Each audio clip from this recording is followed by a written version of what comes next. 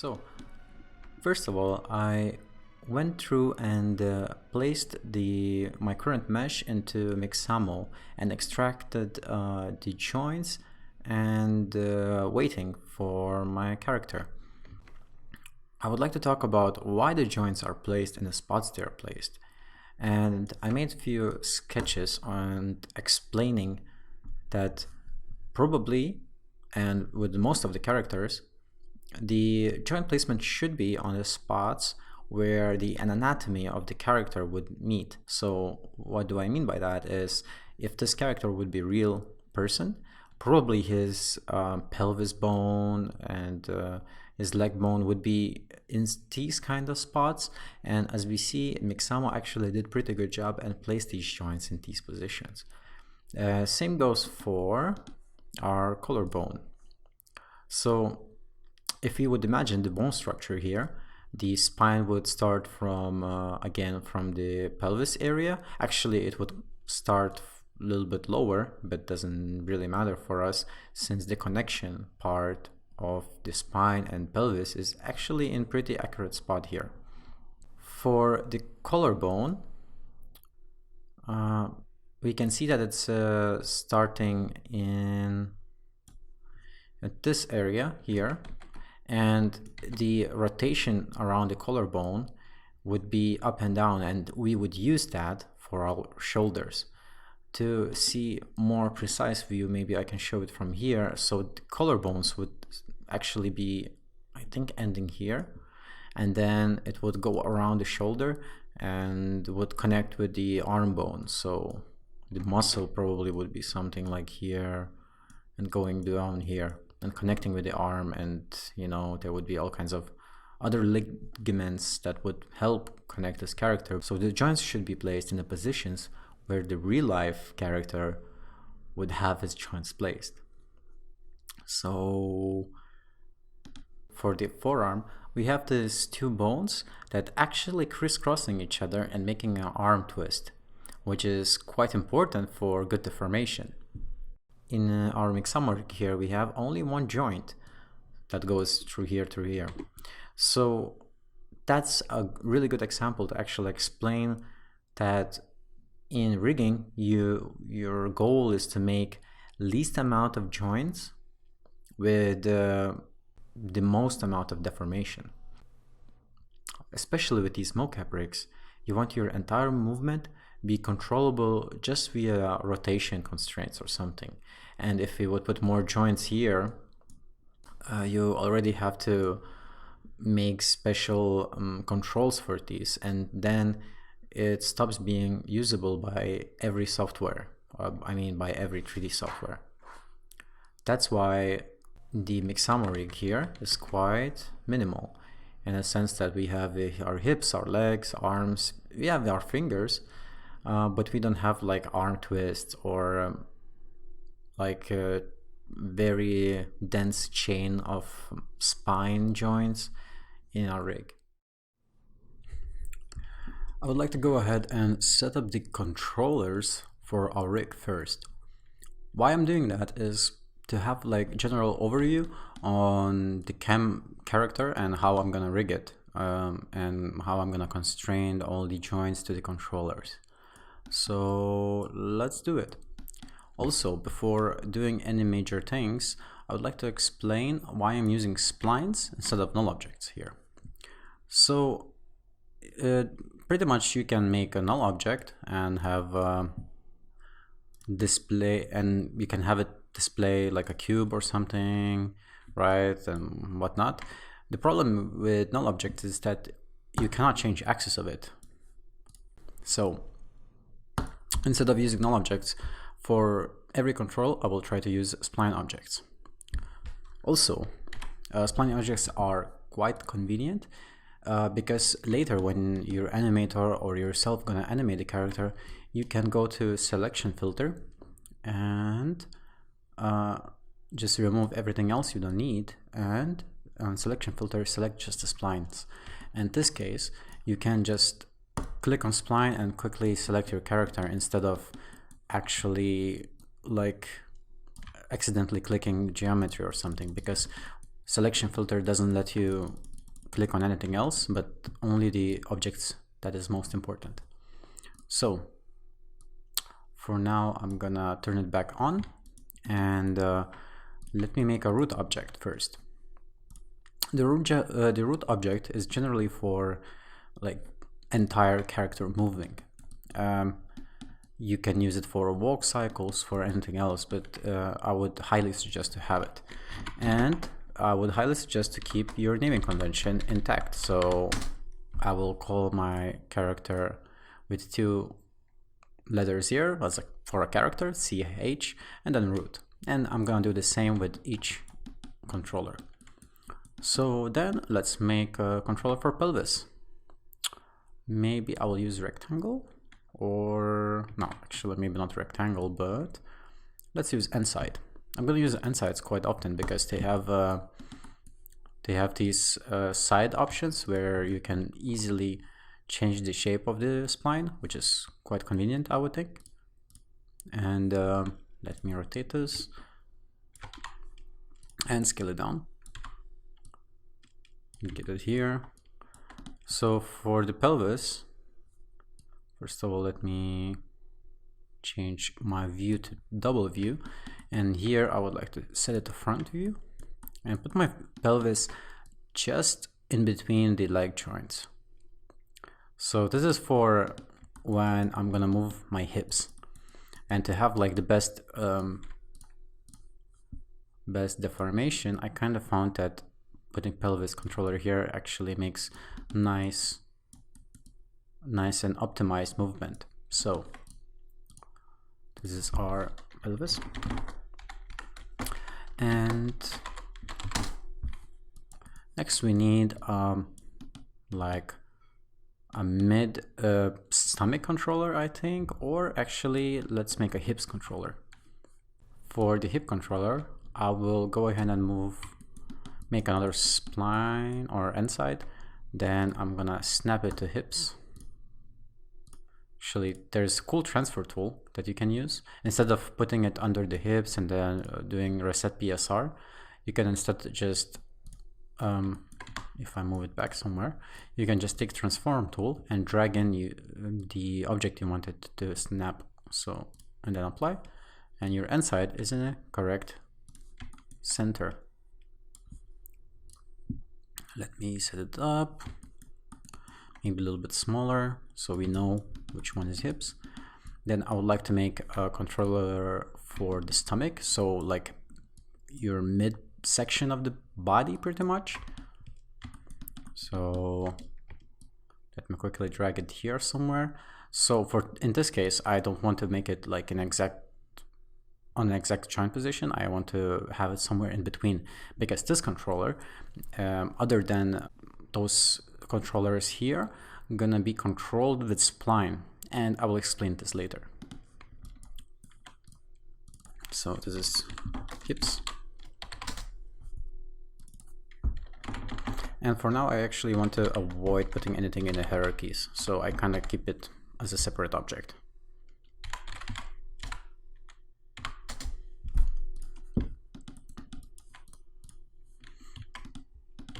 Then we're gonna do the chest controller. For this, maybe I want to actually snap it. Nope. Nice. Scale it up a little bit. And this is chest. And for the neck and head, we also want to make a couple controllers. So let me quickly do that. Bam. And for the head as well.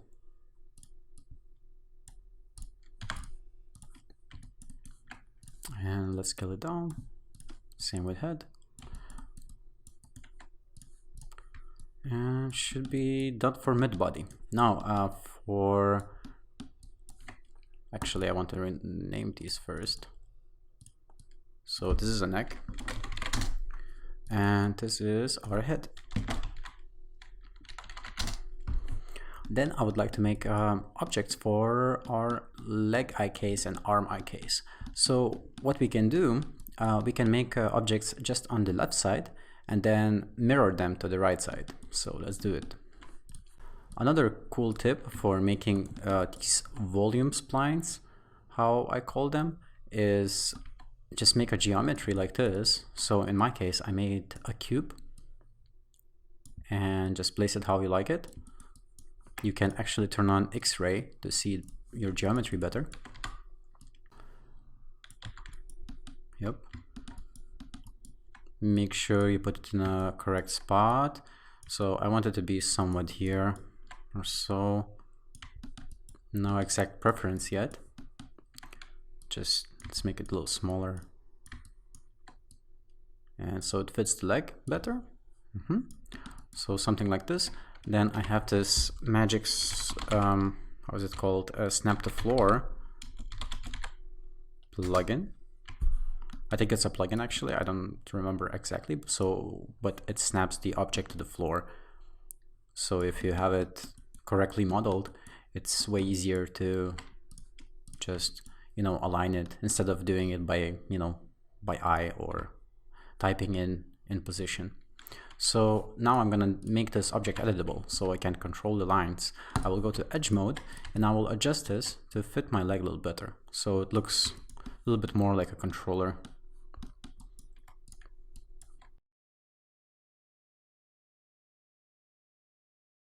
Now, to make a spline out of this object, instead of having geometry, I will select all the edges with Control A, and then I will open the search with Shift C and search for edge to a spline. And if we see in a hierarchy, it made a spline for us. We can delete the original geometry and we have spline object. This is awesome. Okay, so let's do the same thing for hands. For the hands, I would like to make maybe a cube as well actually. And I will scale it down, turn on X-ray so we can see it better again. And I'm gonna quickly snap it to this wrist. So the orientation is also the same. Let me scale it down a bit. Maybe something like this. And maybe I will do it something like this. So we can see like finger controllers better when we're gonna make them. Now we do the exact same thing. We make it editable, select all the edges to spline, and done.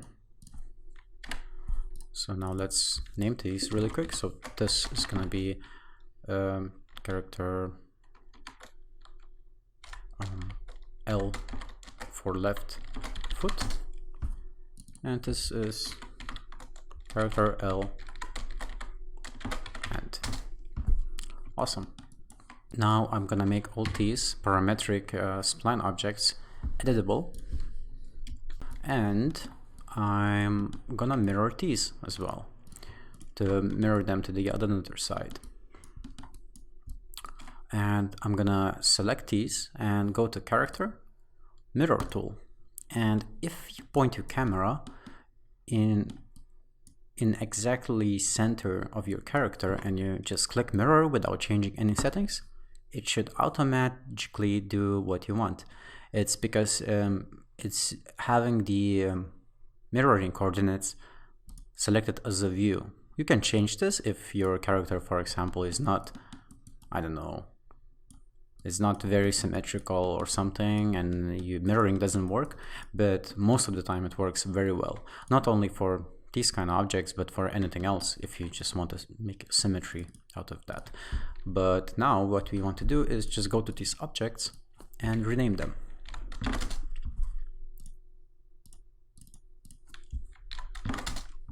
And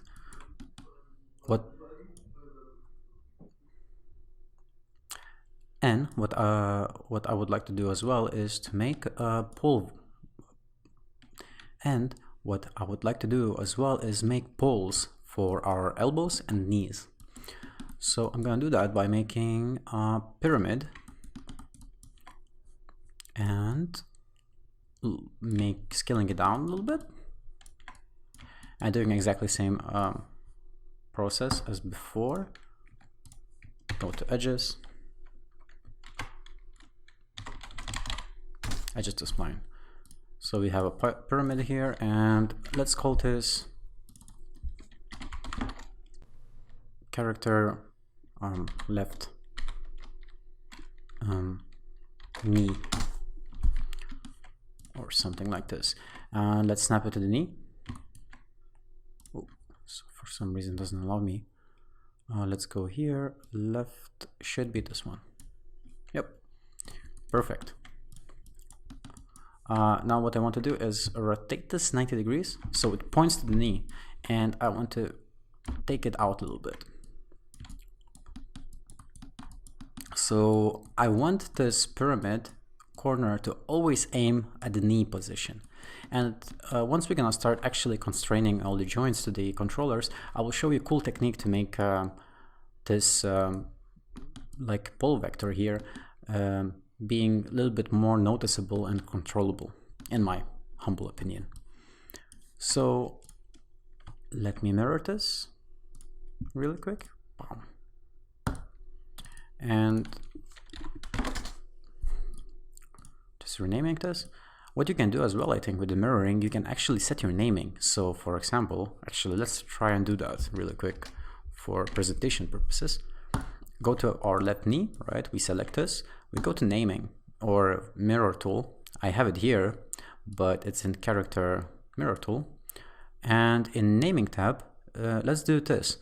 Let's replace our character L to character error. And if you go back to tool, you can shift click it to have the both options on. And if you click mirror,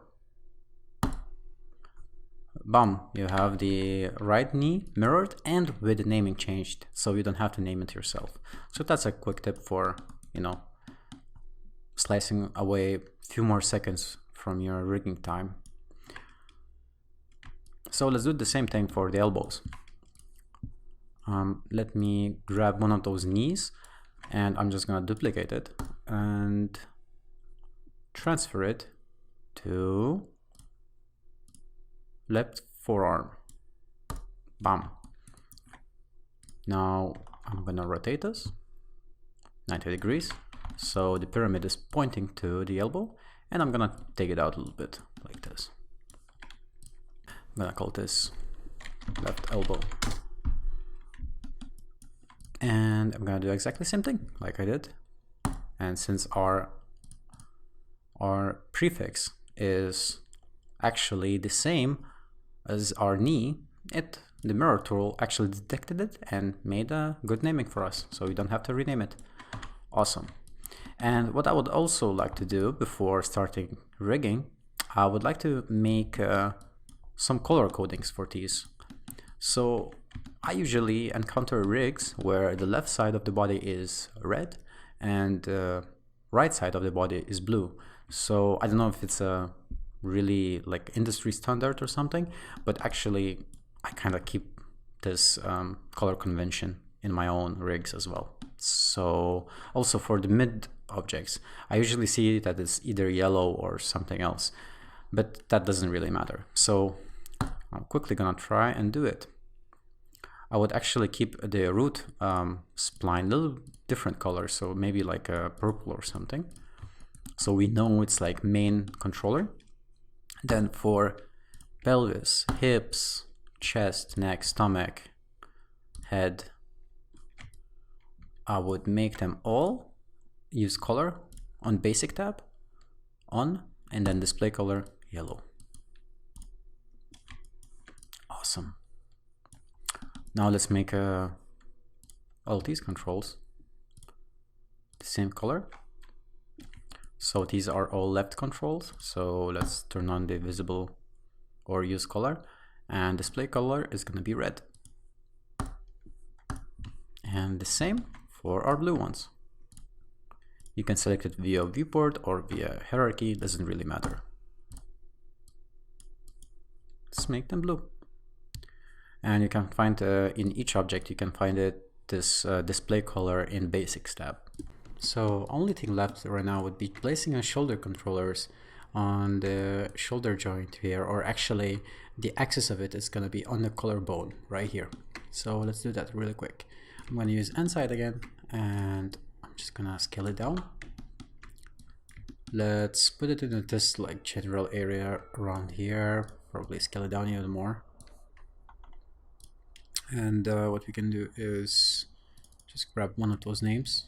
Actually, maybe let's grab the left hand name and copy paste it, and instead of hand, let's just name it shoulder. And let's maybe put it here or so, maybe closer to the collarbone, and maybe scale it down a bit. Okay, seems cool. And what I'm gonna do now is just gonna click C to make it an editable spline here, or I'm gonna enable access, and I'm just gonna snap it to the collarbone here. Actually, as you can see here, my placement was a little off. It's not entirely nice. Actually, before doing that, I would snap this to the actual collarbone first, so I have correct starting point, and then I would enable access again and just drag it on the collarbone. I can disable now. Here we go. We have a shoulder controller here, and we're just gonna use the mirror tool and mirror it in another side, and it's gonna rename it for us, and that's it. So what we can do now is just quickly make sure the color is the same red, and for the right side, same blue. Okay, nice. So yeah, here we are, a basic control hierarchy, and we can use this to attach and constrain our joints too.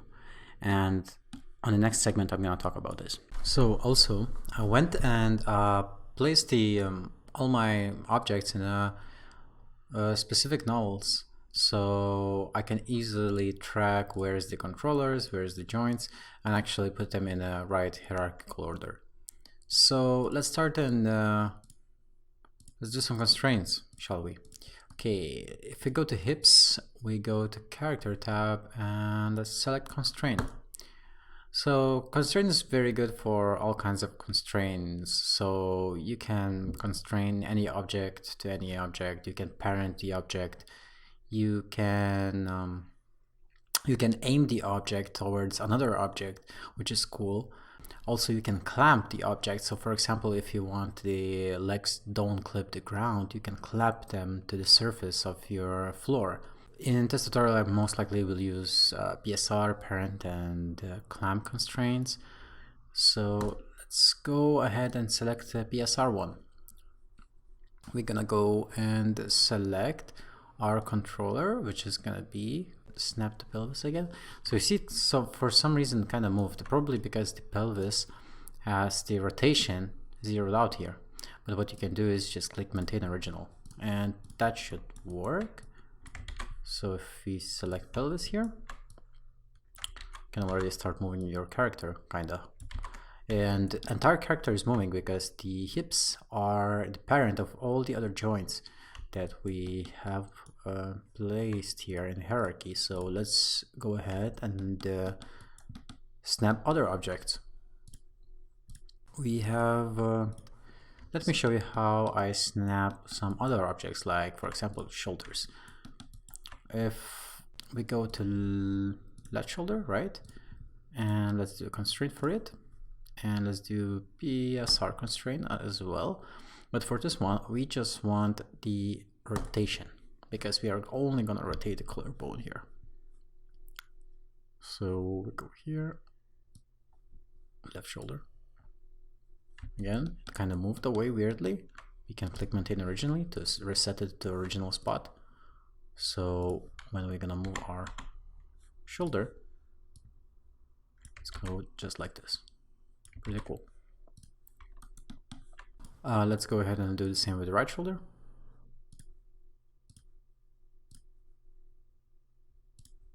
And in this tutorial, I'm gonna do this in a mirrored way. So I'm gonna do everything twice because I just want to kind of show or tell all the nuances that comes with this technique. So we snapped the right shoulder, left shoulder. Now what we can do is grab maybe neck, because neck is also gonna be in controlled by rotational constraint. So let's go ahead and do the neck. Let's make constraint tag, PSR, and rotation neck. Wow, maintain original, just in case, even though it's kind of on 0 here. Our neck is controlled. Now let's do the same with the head. To constraint head, PSR. So for the head we want rotation only as well. Nice. Can leave it without maintaining original, because we don't have any other rotations zeroed out on this tab. So we can go ahead and start with the arms. And I have this pelvis control now, so I will be able to test my IKs better. So what I will do now is I'm gonna make a small animation for just a previewing of the animation. So I will do one keyframe at the very beginning. Actually, to not use all the tracks here, I'm just gonna use PSR. And if you click and drag it, there's gonna be this brush tool, and then you can just brush over the keyframe mark or option here, and you will be able to animate them quickly. Let's go to 40 or so, maybe actually less, so we can see the changes quicker. Let's just go like this. And then on 30, let's animate back. So we have this small little animation. Okay, so let's do the IKs for hands. Now, one quick tip for IKs in general is that make sure that your joints are rotated, or not rotated actually, but the elbow of the joint where the pole is gonna aim at, make sure that this is further than shoulder or arm, or I mean the hand joint, because the Cinema's auto IK aiming feature is quite useful, but if you're gonna take the shoulder and it's gonna be inverted, it's gonna understand that the elbow of the character is facing towards here, towards plus, in our case, minus z-axis, and that's gonna make our arm kind of inverted. So let me quickly show you how I would approach and do this. So now you want to make IK on left arm here, character IK, and your goal of the IK is gonna be your left hand, or actually I mean the end of your IK is gonna be left hand, so it's the end of your chain of IK, and then your goal is gonna be your left hand controller here. Bam, and you got working IK.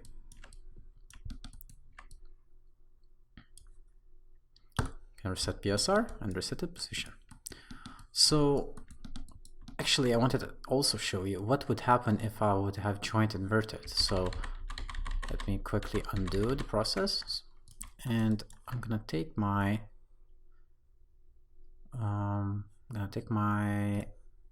forearm joint here. I'm gonna take the 7, all the 7, so it kind of goes ahead. So you see now the weights is gonna be all messed up and whatnot, but I just want to show you what's gonna happen now. If I make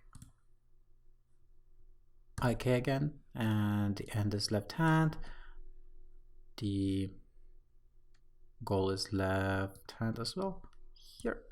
Boom. So now what will happen is you see that the cinema will understand that the elbow is gonna face that position if it's gonna be further away than shoulder or the hand. So be careful doing that. So I'm gonna do this again, and let's make it nice once again by going to character tab, or sorry, not constraint, character tab, IK, and this left hand here, and our controller is the goal. So again, let's just test it if it works. Now for the elbow of the hand, because you can move your hand like this, but what if I want to move my elbow up? So let's set PSR, and there's this pull vector that is used for that. And remember when I created the elbow controller, this is gonna be our controller.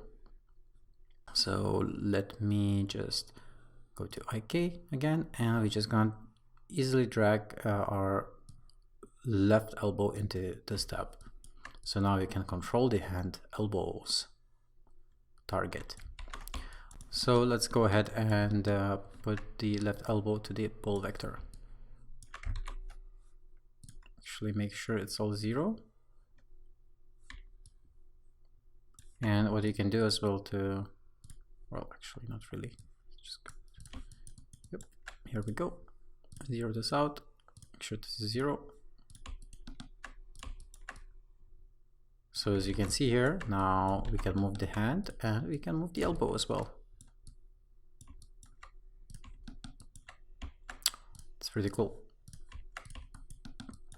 So let's quickly do the same process for the other hand. Let's go to right shoulder, right arm. Let's unfold our hierarchy, character tags, IK, select this. The end is going to be right hand, and right hand controller is going to be our target.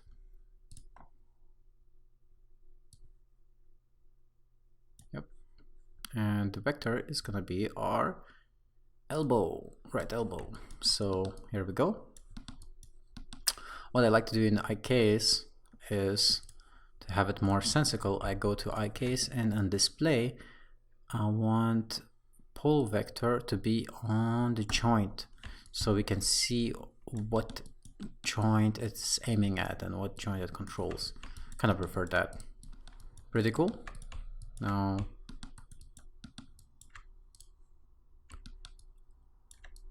this arm should move. This arm should move as well. Perfect. Now what we can do is we can just play our animation and see what it did. As you can see, our arms are sticking in a position and our paw or our pelvis is moving.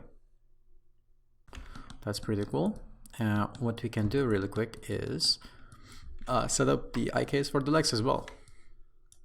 So now with Mixamo rig, actually, one thing that I always used to forget when I was starting rigging, and I you know, had a bunch of failures, is this joint being behind the root joint and then making like inverted IK on the leg that I was explaining earlier. So with the Mixamo rig, we have to be very careful, and we have to set our knee positions a little bit further, so it goes a little bit further than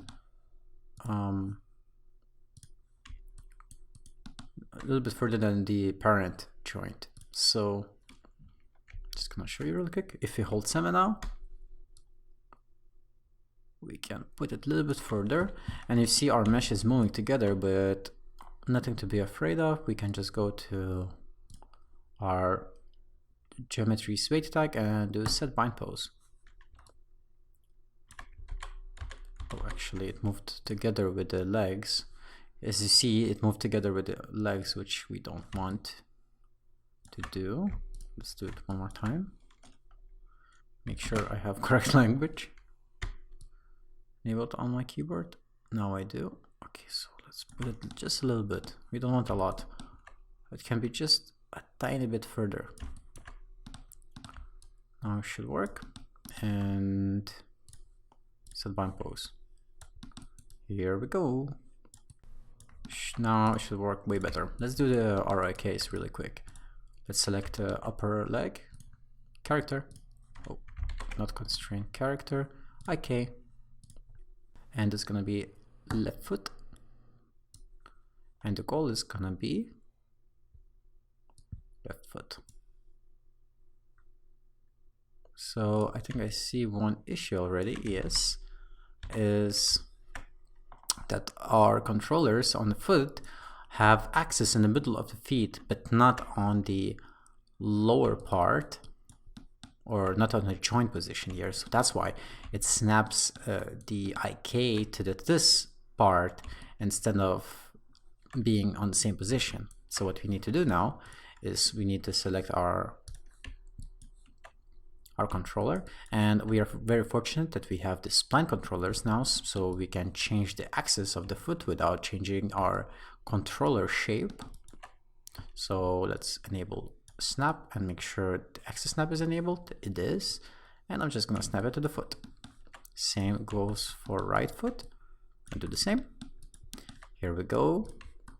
We disable snap and axis change, and now if we do the same thing for the goal, and we just put left foot in the hole, you see the leg didn't move. So let's do the same thing for right leg really quick, character IK, and this right foot goal is gonna be right foot, right, and as you can see, it works. We're gonna need to set up our poles the same way. So if we go to left up leg, whatever, and in object, we want to put in the where is our knee? Here it is. Here's our knee, and we want to put in the other knee here as well. And we see now that our legs are kind of crisscrossed for some reason, but that's not an issue. We can always fix it by rebinding the mesh, even though we have our joints rotated a bit.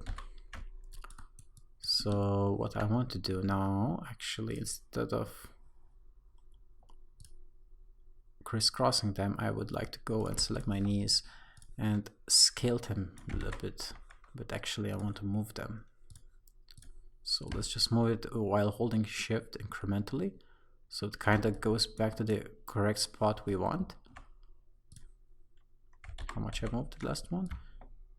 So like 10 centimeters in my case, or 20. 20 works better, and I think, yeah, nice. So we have this, and then we can set bind pose again, and then we have our knees here. We can move further or backwards, doesn't matter. What I would like to do is actually, I would like to clear this really quick. So you can fix these knees now by going to the IK setting and selecting the poles we really want. So in our case, I think it's going to be the Y up. So basically our knees are pointing above towards the upside. So now if we move them back like 20 centimeters or so, should be perfect. And it is, I think. So you can see here our character leg is moving. Like the weighting is not perfect, of course, but it's not bad. Oof. I see that our legs are not freezed. Let's freeze our leg controllers. Same with goes with these. Knee controllers. And let's play our animation again and see that our, actually I want to do a little bit more of animation and do one where it goes opposite and it bends. Yep, there we go, that's cool.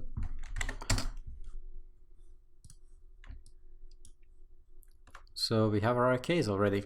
That's pretty cool.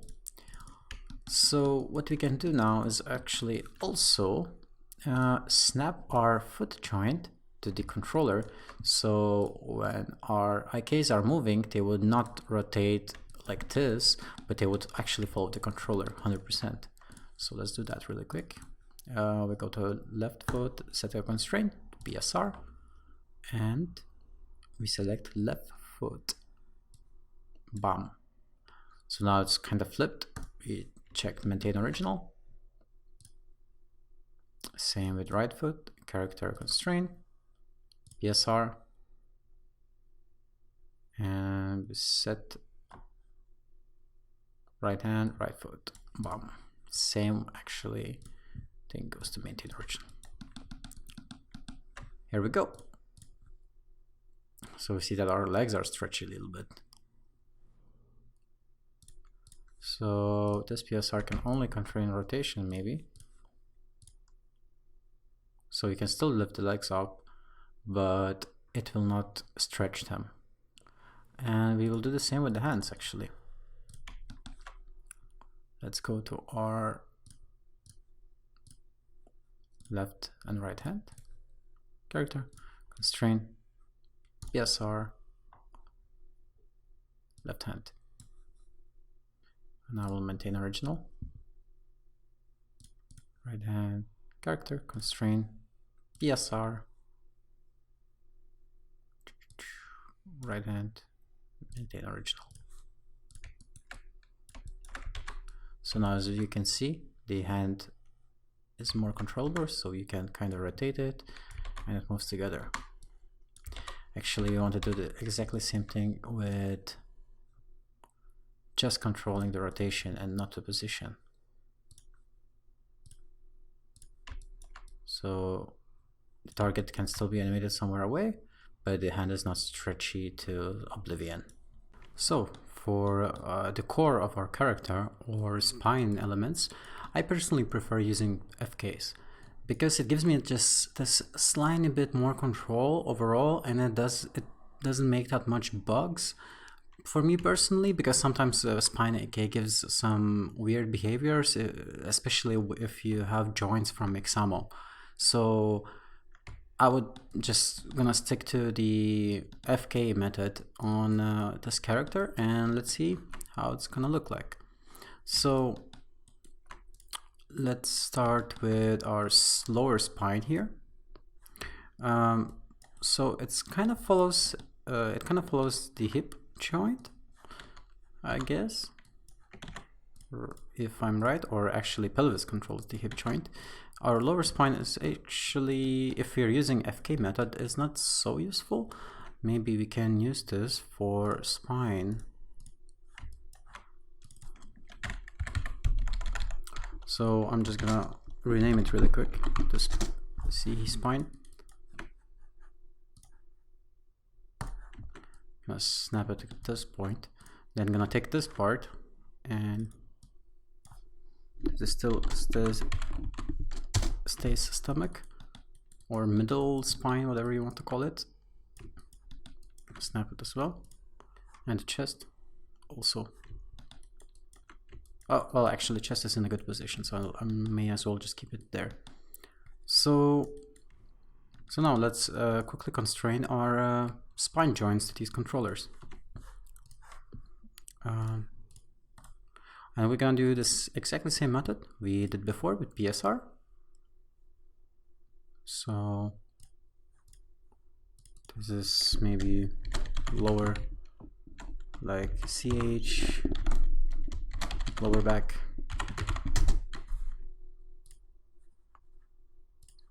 PSR. We see it kind of moved a little bit, so I'm just gonna maintain original.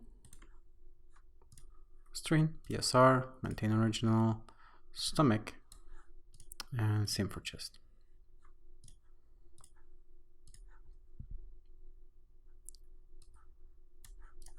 So now if we move our stomach or middle spine or chest, we should be able to control it. That's cool. So Now we see a problem that if we move the middle of the body, it moves alone and doesn't influence any other joints.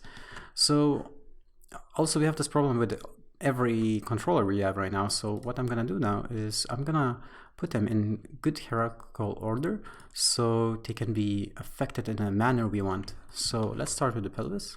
It's gonna be on top. Then, or actually the root will be on top. Then I'll put pelvis on the root. Then on that I would put lower back. Then maybe let's put our stomach. Then a chest. Then a neck. Then a head. That should be it for now. Let's see. As you can see, it moves. It moves together with the entire body.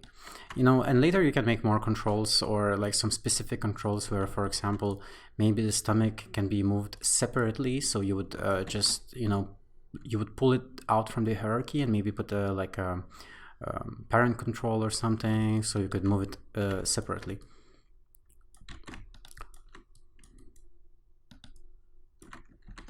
But this so far works for me. Left and right shoulder I would put into chest, and then we can put all other controls here. So let's put it in a root and a knee. So the knees, what I would like to do personally, I'd like to put them inside the foot. So for example, if I move the left foot now, the knee rotates as well. So there's a reason for it, because if you would imagine actual foot rotating around, try to take your feet and rotate it around. And you're gonna notice that you rotate your knee, so it's impossible to rotate your ankle area to the sides without actually moving your knee. So that makes a lot of sense and actually helps a lot once you do some, I don't know, some more complex animations. So let me put this here. Now, if you see, it only may bug out if you start to go a little too far. So for that, you can just take a knee, just extend it further. This way it will not bug out too early. But I'm gonna keep it on a default right now because it doesn't really matter for me. And I think usually the leg doesn't go out too far ahead backwards. And then for the hands, I will probably keep them on the root as well. I kind of want to keep them separately because I will later probably reuse it. Actually, maybe I'll put elbows in the hands and see how it looks. Maybe we can use it like this. Actually, it's pretty cool. Now, I'm gonna keep it like this. There we go. Let me check if everything is zero out. Actually, it's not really. So I'm gonna select all of these. And for the foot, I'm actually also gonna put it in the root, like everything else. And just making sure it's zeroed out.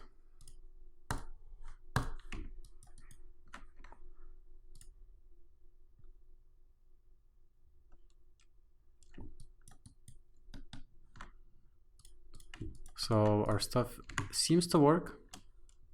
As you can see, you can move the entire body now.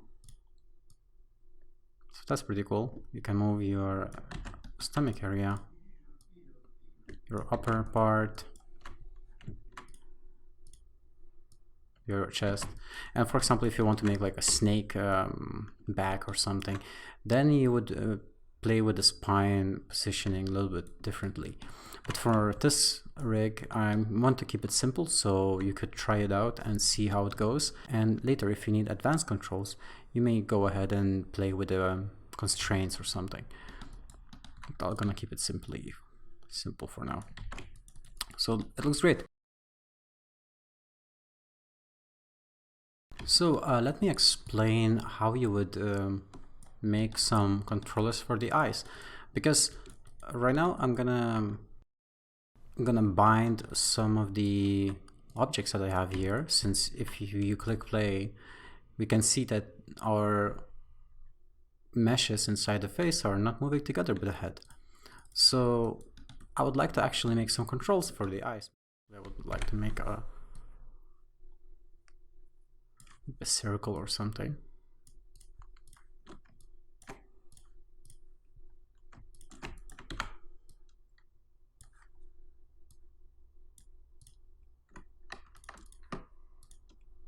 So these circles are very big, so probably they are not visible in our field of view.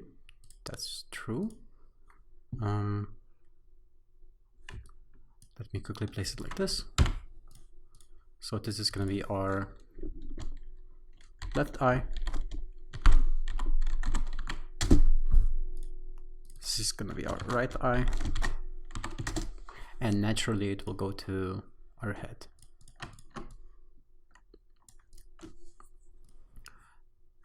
Okay, let me quickly change the color.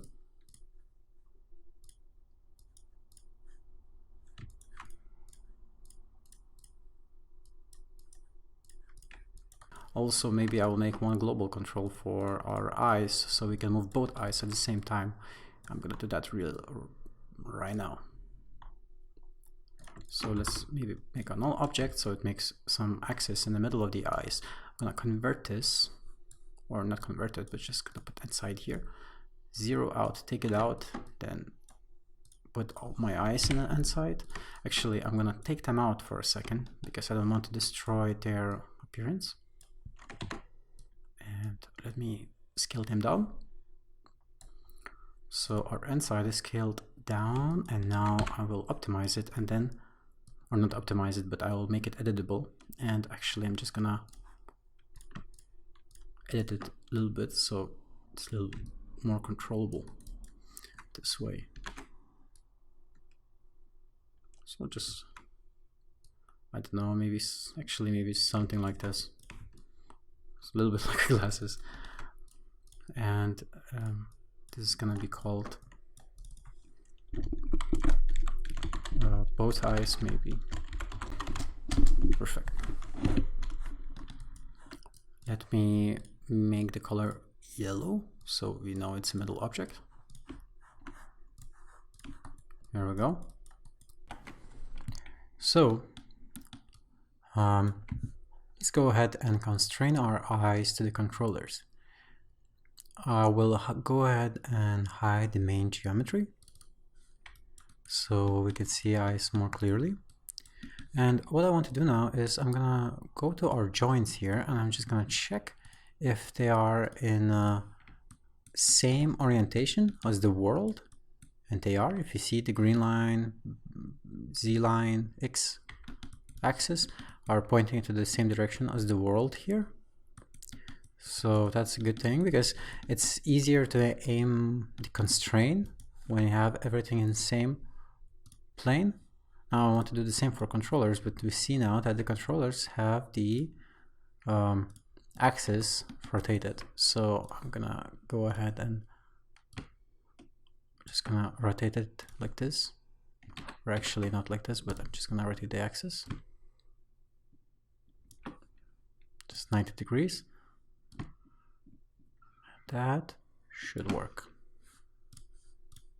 So let me quickly check. I'm gonna freeze rotation for both. Right.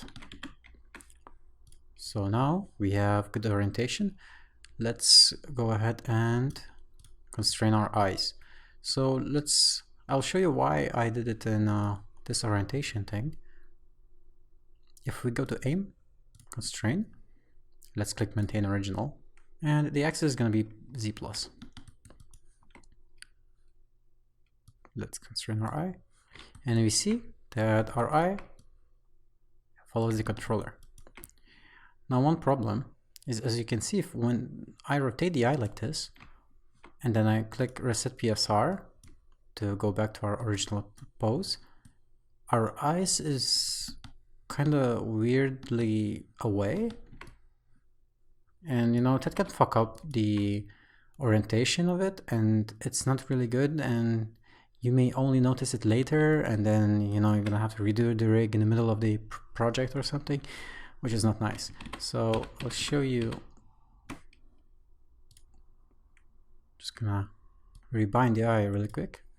And I'm gonna show you one technique you can do. Let me first of all aim the other eye as well, so it works. Now, actually, I already rotated it a little bit. That's not good. So what you want to do before actually moving the controllers, you want to make aim constraint. And let's go on basic tab again and click up. So it's like a up vector constraint. And what you can do with it, you can do maintain original. And what I like to do is I aim it to the head top joint. So this one. So just what it does, pretty much just aims it towards that controller, but still maintains original position. And in this sense, you're just going to be sure that your eyes axes are not moving everywhere and they're not breaking your rig. So off vector, maintain original, right eye. Interesting. So maintain original was not actually good in my case. Interesting. So when I click on my eye, it rotates kind of weirdly. Every time I click, pretty much. Okay, that's pretty weird. It's because of this? Could be. Not really. So we see some problems already. That's what happens with aim constraint usually, and you know. Oh, okay, I see what we did wrong. So let's Control Z. What I did wrong is instead of using the upper head joint for our up constraint, I used the same controller I used for the eyes. So that's not nice. So let's click maintain original again, and let's use the head top joint. Same for here. Actually, I'm afraid it's already bugged a little bit. I'm just gonna go ahead and look at from the front view. Yeah, it's already a little bit rotated for some reason. So let me undo the stuff until we are back where we started. So on the aim constraints. And now let's go to basic tab, click up vector, and let's click maintain original and aim it to the head top. So the up vector is going to be plus E, which is nice for us and works. Same for our other eye. Before dragging, not forget maintain original, head top to end. And now, if we go to our perspective view, if we grab our controllers, we will be able to move our eye in a good position, and then we can just click reset PSR, and the rotation will not be fucked up. So that's really cool, I think. And now we can move both eyes like this with our main controller. So we have controls for our eyes. Let's go ahead and do the rest of the body and clothing. Also, before I forget, I will go and quickly weight the teeth. So I'm gonna use our weight manager here. And actually right now I'm gonna remove this tab from here because I have all my tools pinned down on the right side. But you can always go and to character tab and find all of these tools here. So let's select the geometry in the mount of the boy, and we have to select all the geometry with Control A. Let's go to joints, and you see we don't have any joints because we don't have a weight tag yet. So let's go ahead and make new weight tag here, and let's drag in the head. Now if you click on the geometry, we can click on the head, go to commands and do apply selected. And now if we display weighting, you will see that our teeth are weighted. So now if I move my head, all of the objects that were floating before It's moving together. Awesome. So now we're gonna go ahead and continue with our rig, and what we will do next will be clothing. So I have a bunch of clothes, and if I unhide this now, you'll see that I have a bunch of different objects, you know, jacket, jeans, shoes, and etc. And we have like socks and stuff. So we're gonna try to project most of the weights that we already did or we already exported from Mixamo towards our clothing, so we can skip the process of actually weighting the clothing. Because usually if you would make, you know, clothed character, you would, you know, make the mesh nice, but in my example the mesh is quite difficult, and usually you wouldn't want to use mesh like this, but let's say you're doing the concept work or something and you really need to use it, you know, and you have maybe some weird sculpted mesh and you don't want to retopo or you don't have time to retopo. I'll show you a cool way how to transfer the weights from our main character. So let's start. Let's go to clothes, and now we have one skin deformer and we have a bunch of clothes. So what I would like to do first, because I see there's two skin deformers here, and that will influence our weights a little weirdly. I can actually show you what it's gonna do to our weights. Let's start with going to character tab again and going to manager, and instead of weight manager, or actually let's turn on weight manager as well, which is gonna be useful.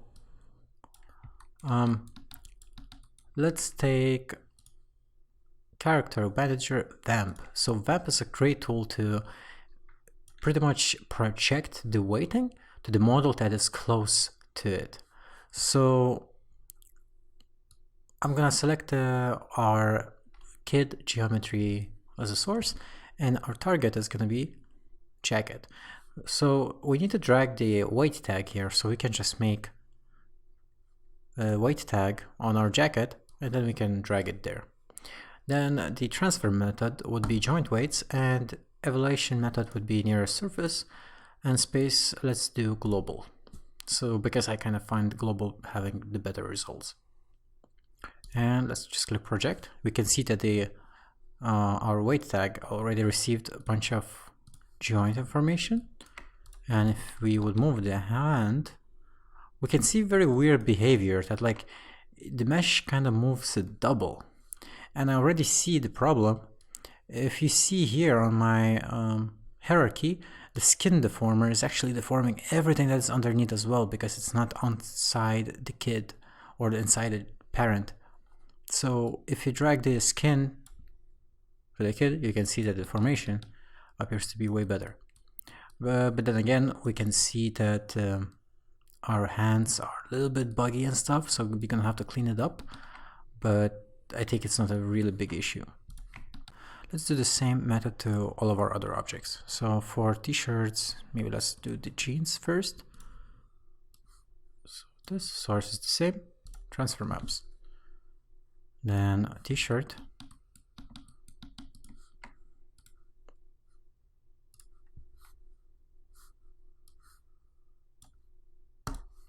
Transfer maps. So for the socks, I'm maybe gonna do it manually, and the same goes for zipper here and socks as well, I guess. Yeah. One more thing I see is that somehow our geometry here kind of rolled around. Let's quickly fix that.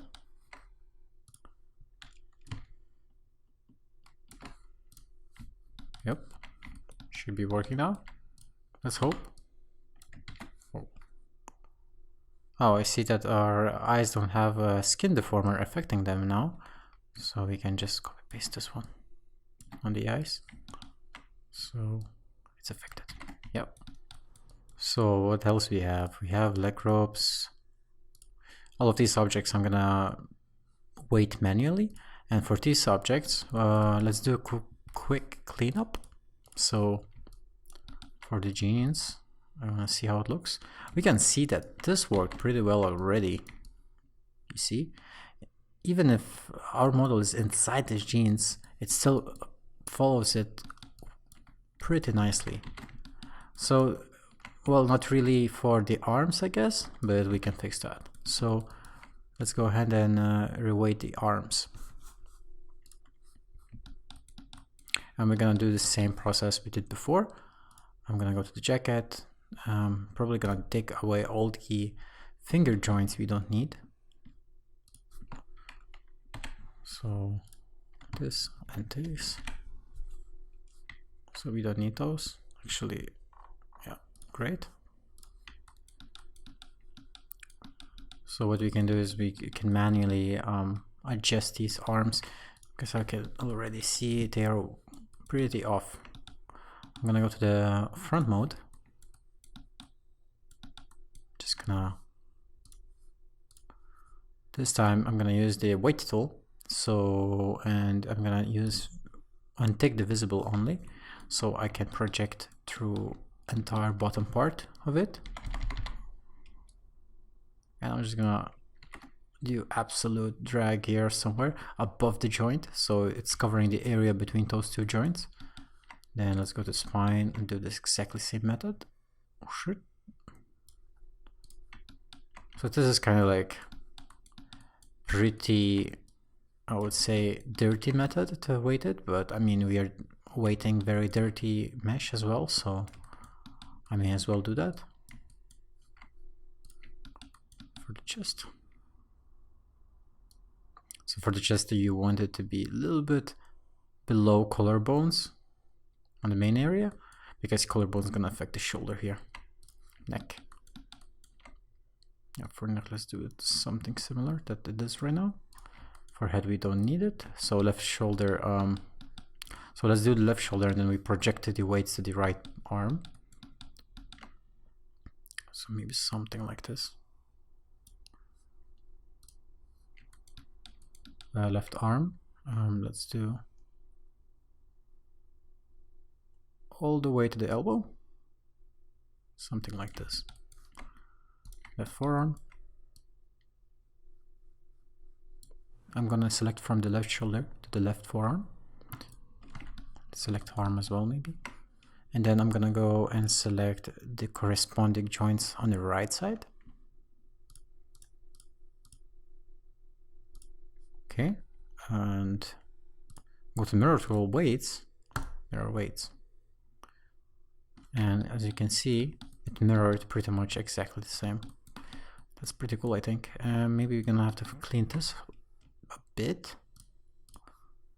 So you can, I see already some of them a little off. So we can select prune mode this time on the weight brush. You can just brush it off. Just check if it's nice. Maybe on here, absolute.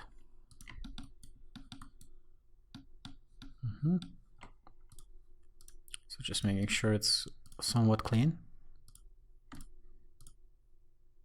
And where's the right shoulder? Maybe I deleted it accidentally. Could be. Yes, I think I deleted it accidentally, but I'm just gonna quickly reweight it.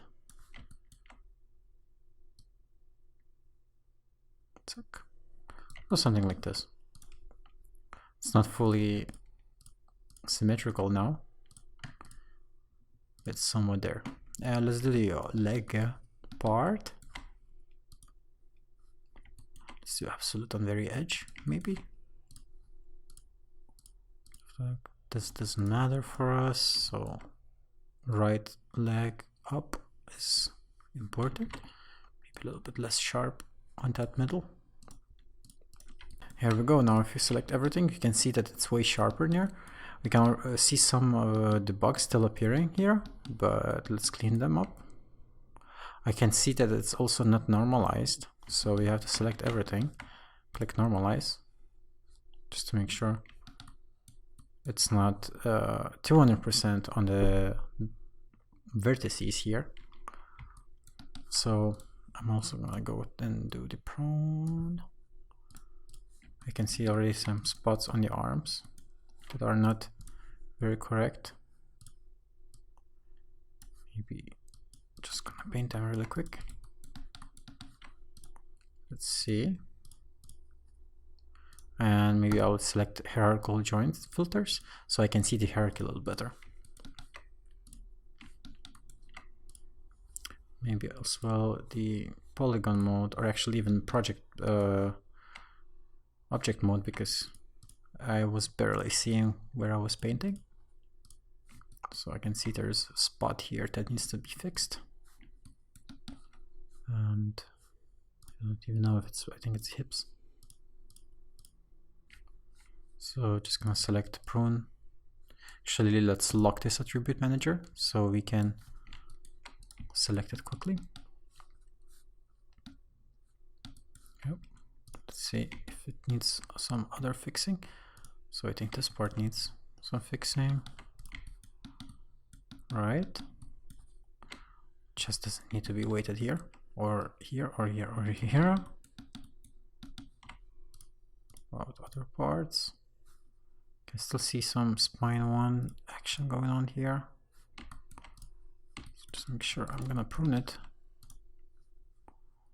or just do absolute this part.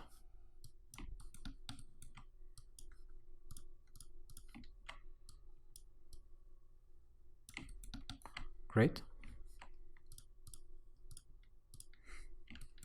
Still somewhat peeking here on our corner. Maybe we need to go to perspective mode, properly select it. Still doesn't work. Sometimes when there's no other joint around it, it can be a little buggy, so I'm gonna make sure to select that vertice and just now go to this part. Absolute, yes. Let's see if there's any other joints that needs to be cleaned up. I see there's some here.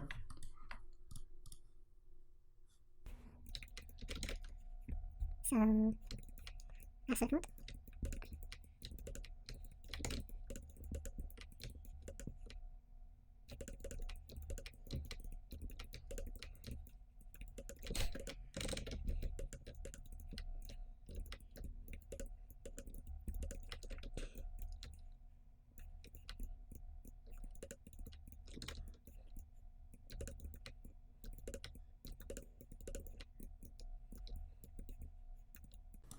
So okay, should be kind of better.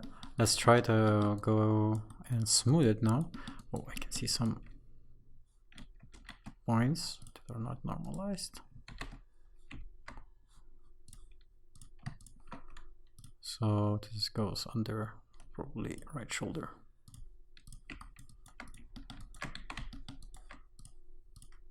Just gonna check again. Okay, let's try it. Even though I see some bugs still peeking here, I have no idea how they happened.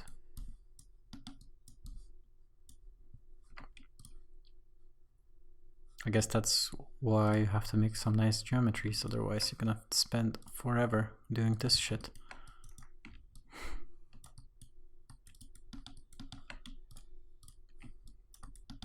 Okay, so I'm gonna just apply some smoothing to everything.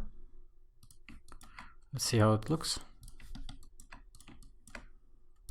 Hopefully a little better. As you can see, it's already looking quite nice. There's some bugs, I guess, some, you know, some bad points here. We can fix that later. Let's see how this arm looks. This arm looks great as well. Let's just keep it like this for now, and we will fix some bugs in the end if it's needed. So let's do the jeans now. I think jeans are they weighted quite nicely now. I don't even know if I need a big cleanup for it. Yeah, I'm just gonna keep it like this for now. Let's do it for our legs now. So I mean the attachments like foot guards here. So I'm gonna go and make weight tag on both of them, and on right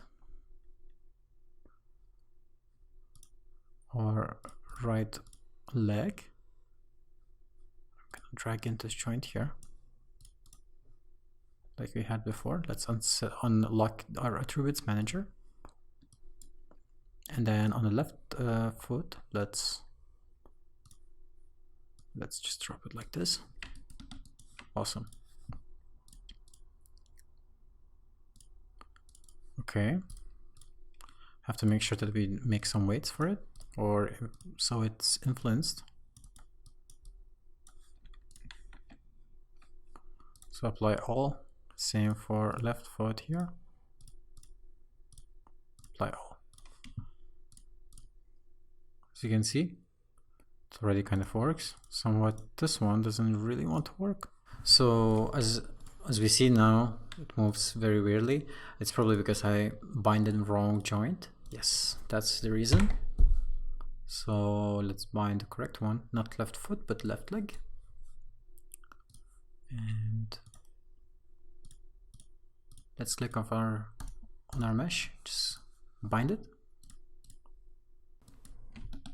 Okay, awesome. So now we're gonna do rest of our attachments. So let's do the leg ropes. And for the leg ropes, I kind of want to keep it procedural. So I will just put a constraint on the splines here. So if we go to character tags constraint, we're gonna use our trusty parent constraint. And let's put a right string to the right leg. And let's do the left one. Character constraint, parent constraint. Let's put it on the left leg. So we don't need to change anything in the parent constraint settings, because by the default they should work in our case. So if we try to move our legs, as you can see, since this part of the leg doesn't really deform, we can keep it like this. And since I want to keep it kind of procedural, so for example, if I want to move the my string a little bit, I can just go to the point selection and, you know, just move it how I like it, instead of, you know, remeshing or using soft selection or something and baking UVs and stuff. I'm gonna keep it everything, you know, editable, so we can change it later. Same for other leg. So let's see what else we can do. We can actually do the shoes now. So as we see, the shoes have separate geometry as our shoelaces.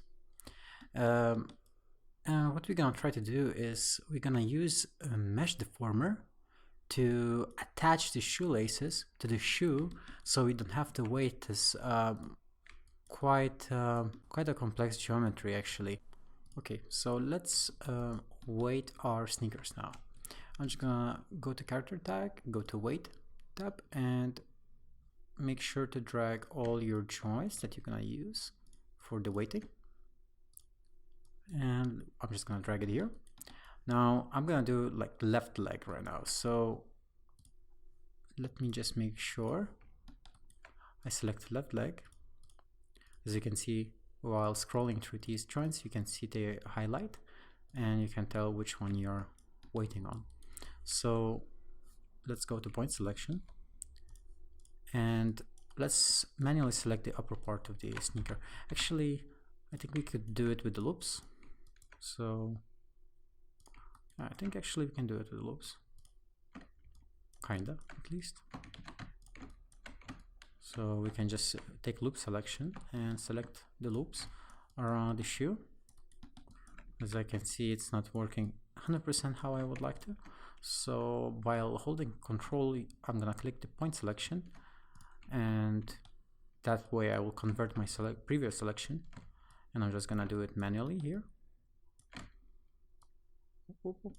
Okay, just make sure everything is here. Should be good. Let's make sure I'm selecting the tongue of the shoe and just gonna weight it on the top part of the leg. Oh, not prune mode, absolute mode. Yes. Now let's invert selection. I'm gonna, so left foot, apply selected, and then we go to left base, and we're just gonna select the base part of the leg. I'm gonna unsolo it, and the solo plugin right here I'm using is called Magic Solo. You can download it for free from Nitro C4D, I think that's what's his name, and he makes like amazing plugins, like paid plugins as well, that are really useful.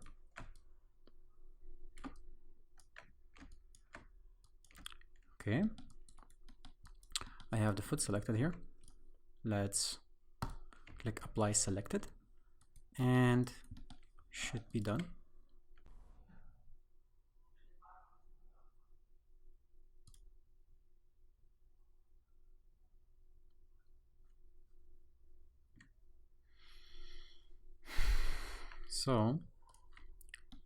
So now we can mirror all of our weights that we did to another leg. If we just select both of chains of these joints and we just click mirror weights, we should be able to see.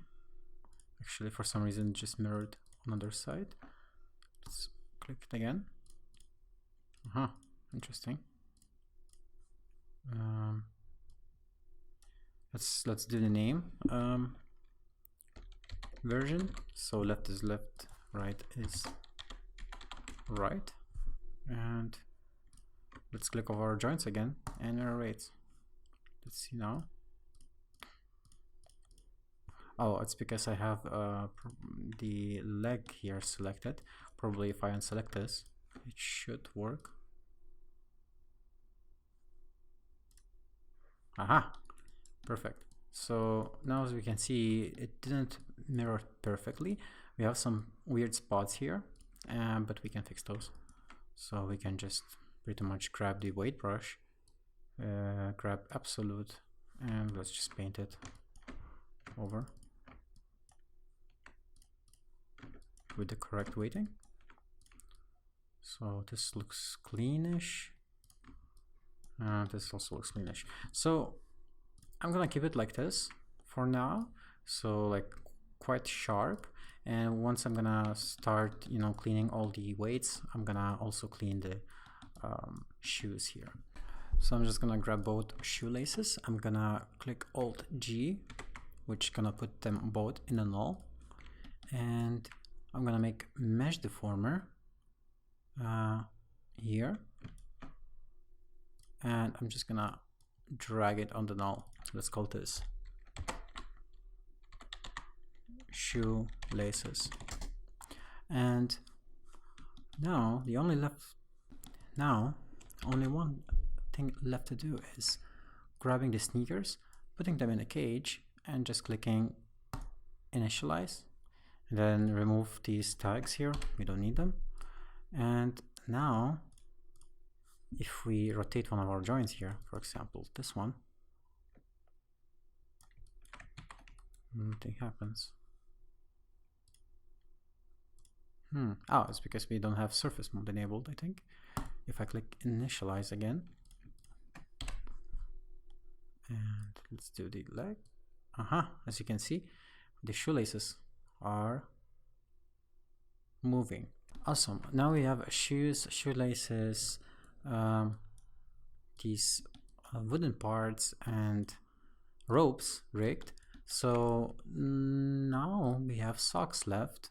So the technique is going to be exactly the same like I did on the shoes, which is going to be, I'm just going to grab it and select the loops, and I'm going to make sure that I select everything that's above the part where the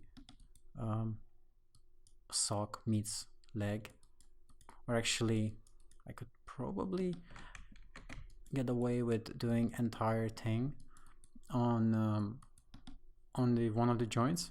So let me try. If we go on character, let's grab the weight and let's select foot, right toe base maybe, or actually right leg and right foot should be enough, and left leg and left foot. Let's grab this let's drag our selections. Now if we grab our socks, go to commands,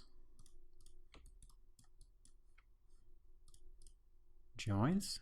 Okay, so if I do fill selection and just select this sock, let's try to just apply this, and on this sock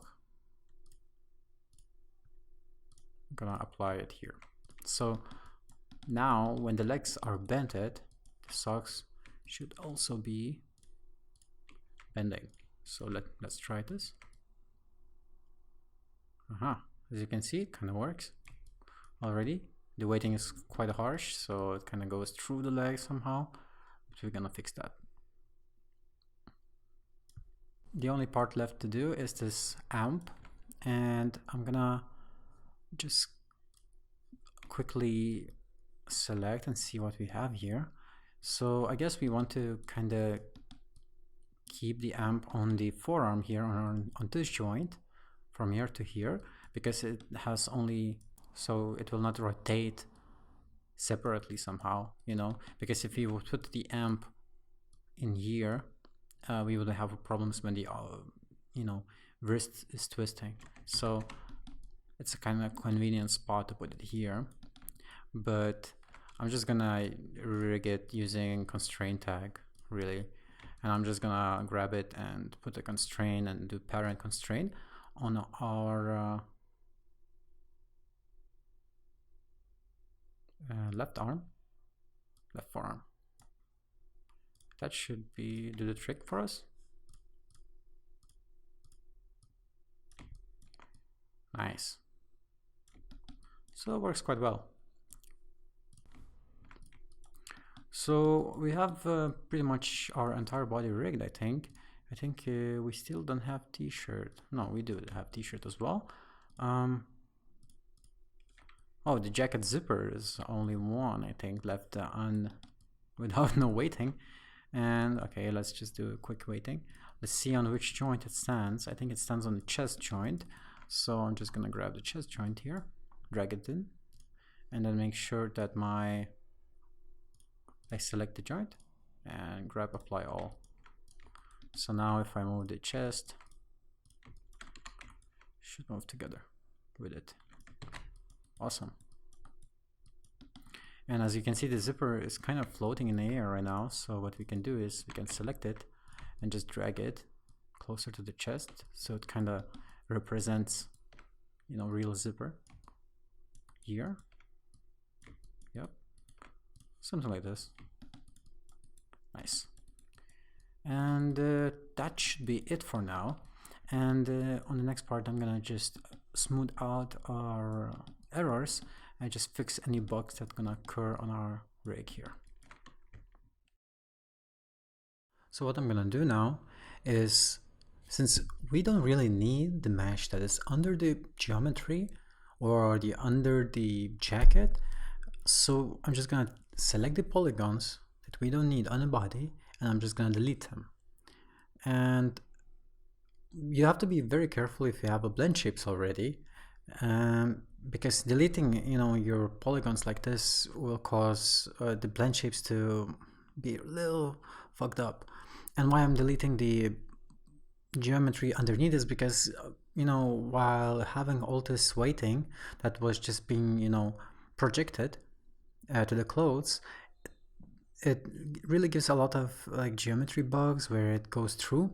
So what I'm gonna do right now is I'm just gonna make my clothes X-rayed, and I'm gonna just pretty much fill select the rest of the body to delete the mesh. So this workflow is not the cleanest, and you know, you have to make sure that you already finished with your character, the main character body, if you want to do this technique. I don't suggest doing it that much because it's pretty destructive. I would probably just, you know, try to compensate on the clothing, but in this case I'm just gonna do it like you know, kind of rough, but it's gonna give a great result while not doing much of weighting and, you know, big bug fixing and a lot of bug fixing. So Let's see, I don't think I will need anything from the bottom part of the body. I think I only will need the somewhere around here, around the chest, and from the wrist parts a little bit above the wrist, so you know we still have some spare space for ourselves, and we can pretty much just select this with fill selection and delete it. Here we go. And now we have just a head and hands pretty much, but the weighting for the rest of the body is still there, and we can still use it quite successfully. So quickly, I'm just gonna make some few keyframes to make some weird pose so we can benchmark our character. And now I can see that our hair for some reason is not rooted to the head anymore. Same with teeth. And for the teeth, it's probably because I didn't put the skin tag on, and as you can see now, it works once I place the skin tag underneath the teeth. So for the hairs, as you can see, some of the hairs are unrooted, and that's probably because we deleted some geometry from the main mesh. So Cinema probably understood that probably the point index changed. So I'm just gonna simply go to the hair object that is hiding somewhere.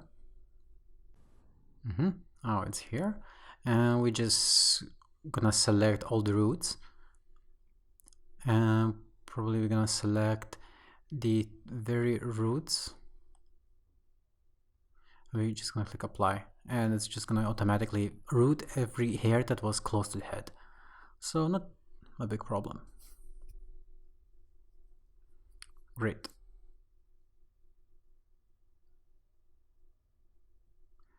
So we can see that the back of the jacket has some problems here, and we're gonna try to make the weighting a little better, smooth it out a bit, and let's enable display weighting. Let's just make sure that it's fully weighted on this side. So maybe let's do some smooth, actually smooth here, and let's just smooth out the weights. Let's see what happens. So as you can see, it kind of goes even deeper, so we can just click add and do like 10% or so. Yeah, just smoothly brush it and switch back to smooth and smooth it out. So same for here. I would just go out with a little bit of add and then smooth it all out with smooth here. Just make sure the strength is maybe 100, so we have better influence. Okay, we have some parts where it's kind of harsh, like here. Okay. Interesting. Let's go back a bit, a few frames back to see what happens here. So I think what happens is pretty much what we can do as well. Actually, we can just sculpt in our jacket a little bit, so it kind of doesn't go inside our jeans automatically. And what I did right now, I went to jacket and I selected sculpt tool.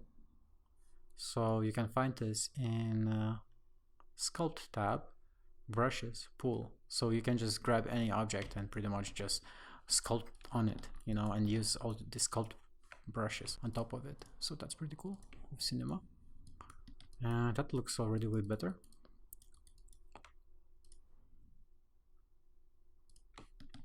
Okay, let's see of our legs. I think this is gonna be a little weird, and it is. If we go to our shoes, let's go on our sneakers here,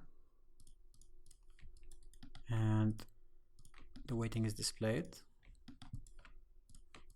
Okay, as we can see here, some of our joints here doesn't really have correct influences, so I'm just gonna paint it on here. Okay.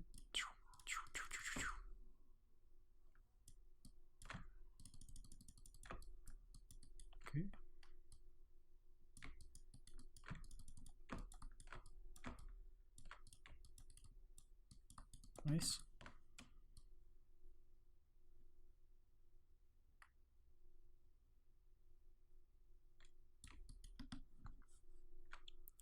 Let's see our foot part. Looks alright-ish. Just gonna click it here. And top piece part seems fine as well. Okay, so what I'm gonna do is I'm just gonna select everything. I'm gonna go to Commands, Smooth, and I'm gonna click Apply Alt one time to see how it works. As you can see, it's already quite alright-ish, kinda.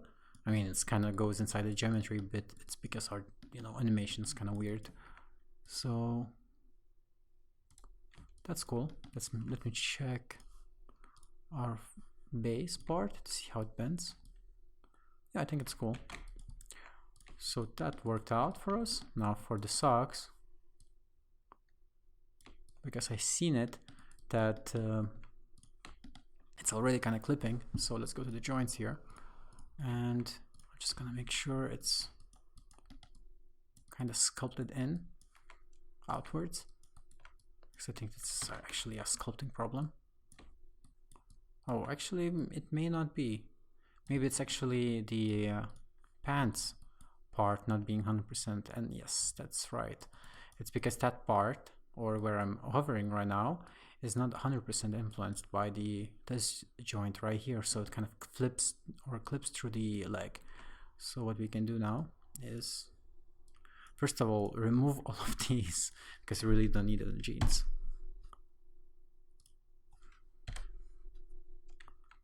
And any of these. Same for this arm. We don't need all of these. We just need leg parts. So let's start with left part again. And let me just grab the weight brush, make sure I'm on add mode and on auto normalize. And what you can do is just paint it here.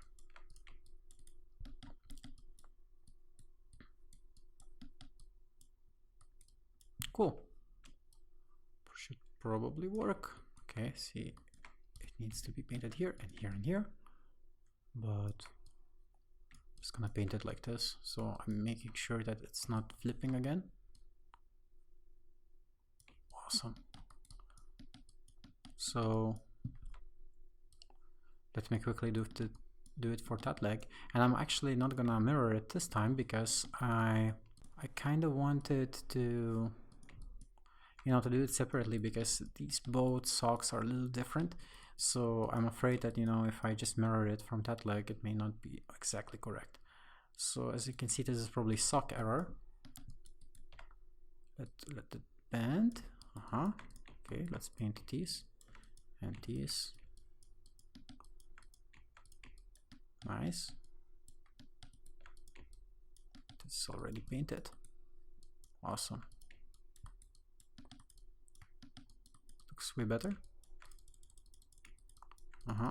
Let's just paint these, but these are on 100%, so it's a sock error again. Let's make sure it's fine. Awesome. So let's go for our sock again, and let's just make sure it's actually, I'm gonna sculpt it down a little bit because I can see it's already kind of flipping through our shoe.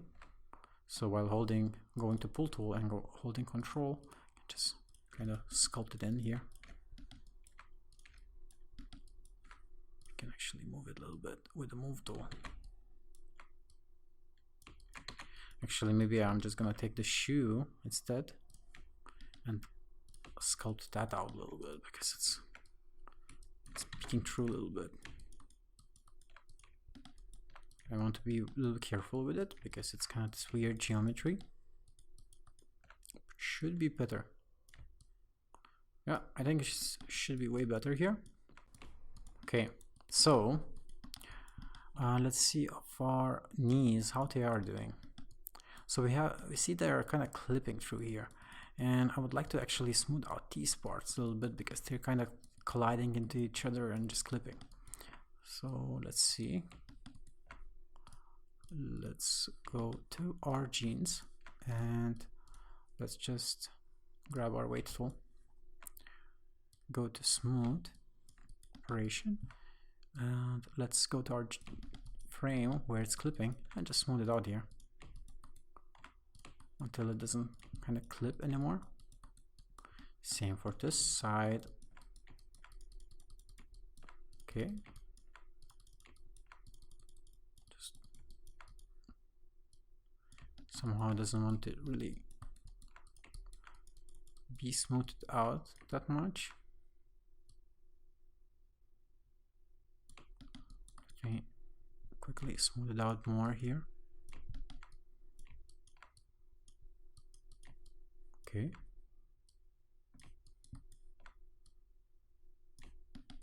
Still a little clippy. Maybe what I can do is also sculpt it down a little bit, because it's like a little unfortunate position for the labs to be. So what I can do is maybe just grab the move tool and make it smaller.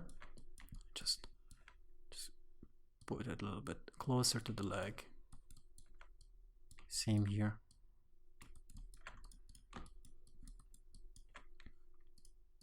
So just making sure it doesn't, geometry is not clipping as much. Maybe we can add some smoothing as well.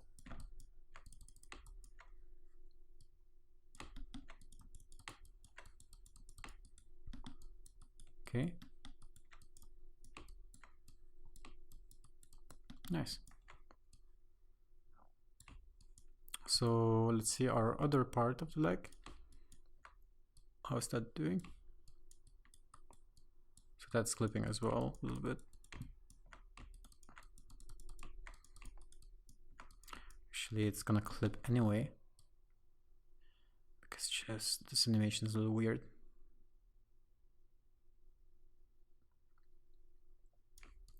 And this geometry is also not the best one, let's say.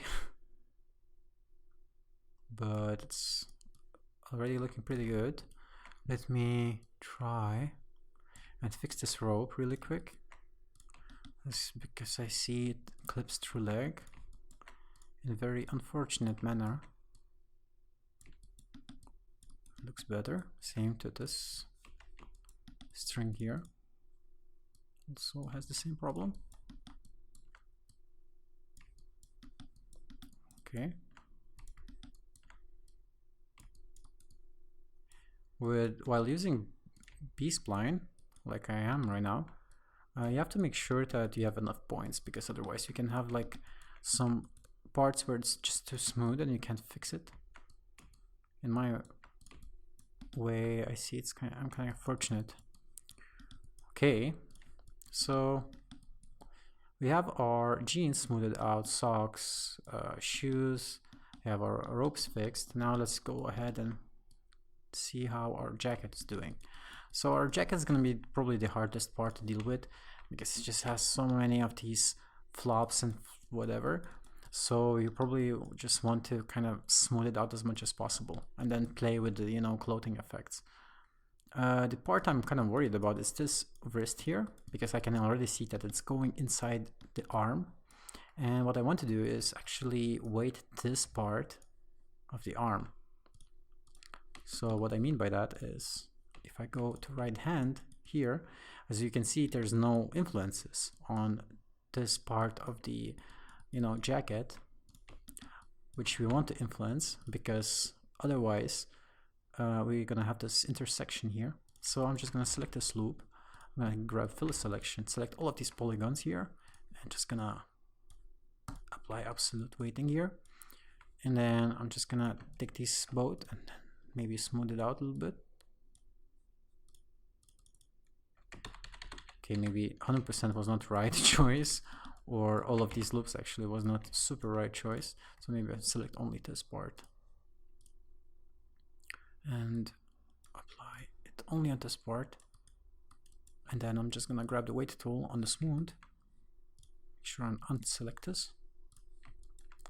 Just gonna smooth it out. It just looks a little better. So now we have some intersections, which is there by default. So I'm gonna fix that really quick by sculpting it off like we did before.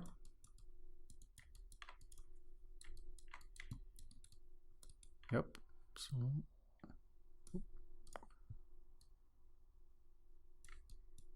okay.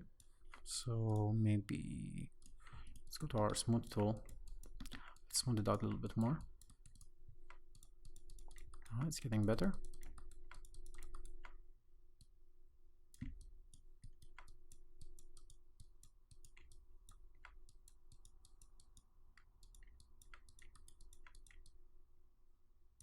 Okay.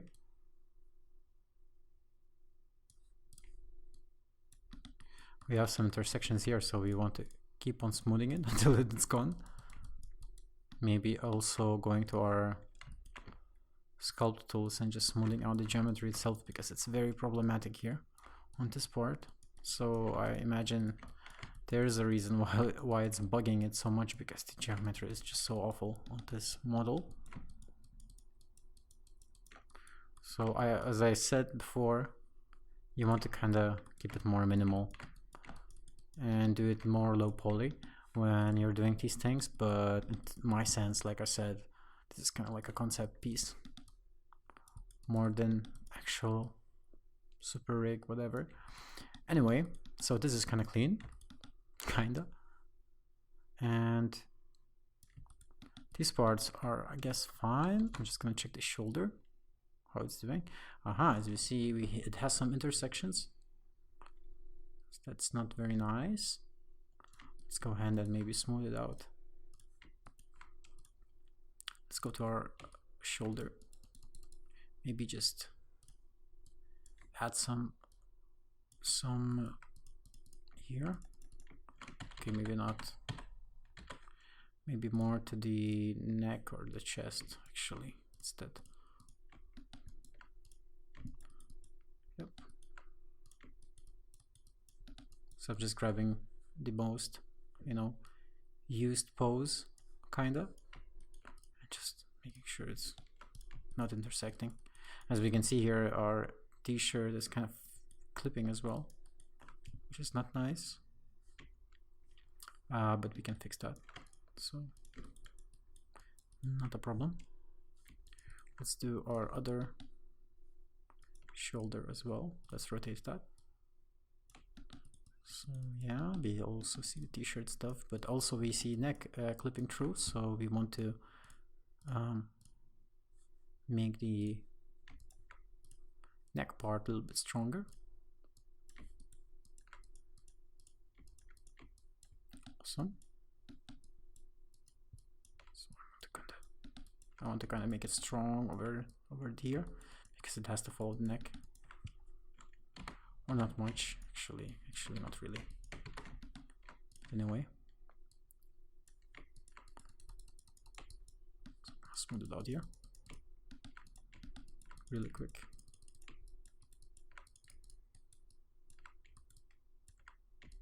There's one point not smoothed out. Okay.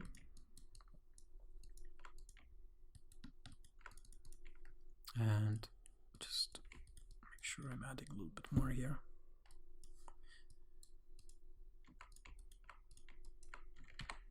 Okay.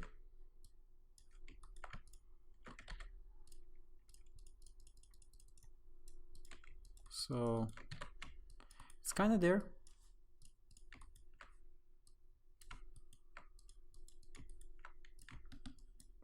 So now for the t-shirt, what we want to do is actually we want to kind of decrease it all over the place. So what I will do is actually I'm gonna grab the sculpt tool. I'm just gonna select the t-shirt. I'm gonna go to the default pose.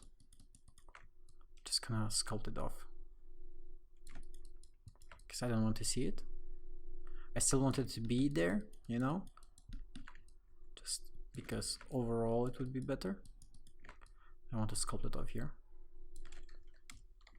Let's select it and the scale of our selection.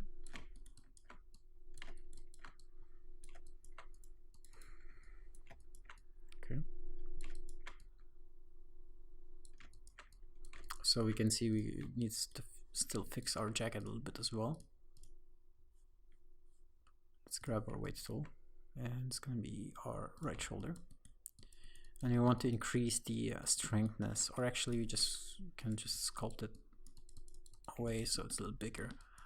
And for here, I would actually make sure that it's strong enough weighting, because it probably isn't. Yes. Let's hide our main geometry for a second. Just wanna make sure it's nicely connected. Let's hide our t-shirt as well. Okay. Yeah, so this geometry is absolutely hell, and you should never use it. But I would say that probably showing you how to do it in the worst case scenario is better than showing you how to do it in perfect mesh, you know.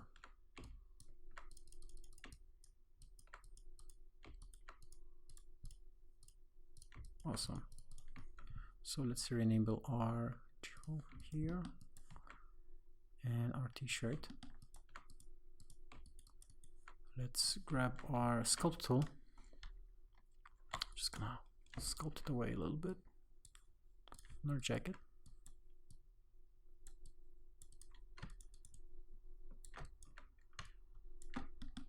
Same on the arc here. And same on the shoulder. Actually, let's make sure my shoulders here are zeroed out, because god damn it, that's why. Also, I wanted my GeoKit mesh to not clip that. Somehow it does. Let's see why. Maybe I just need to kind of sculpt it in, I guess. Let me just grab this tool and let's sculpt it in a little bit. And then let's try to raise our shoulder again.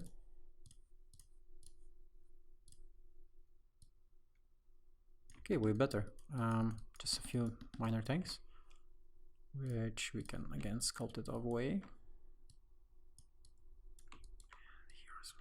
Here we go. So now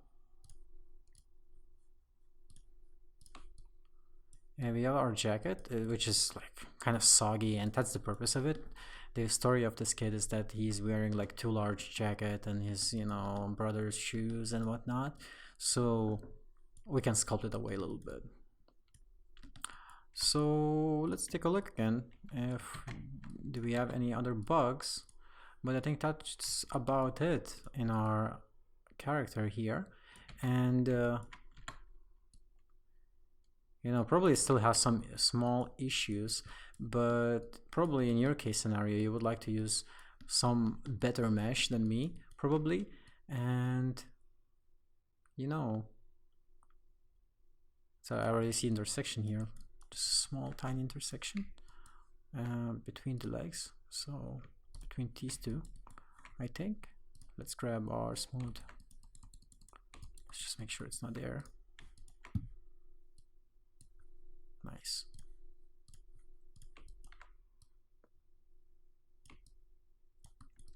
Same here, maybe.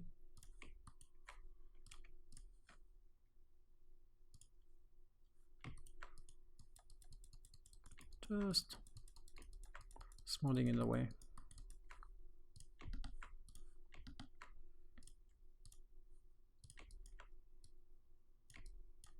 Nice. Okay.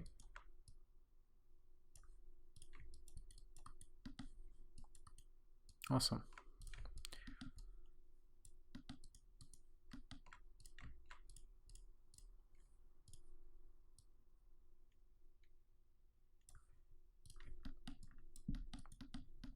And I will finish this with some render of this, and thank you for watching. And probably it was a little complicated towards the end especially, but we had it rigged, and I just found it, and probably showing you like worst mesh ever is way better idea than, you know, showing you some, I don't know, how to rig a cylinder or something. So if you have any questions, please leave a comment, and probably I will never make any other video because it took me way too much time to do it. But if there's interest, I'm probably gonna make some maybe technical videos or something. And yeah, that's about it. Thank you.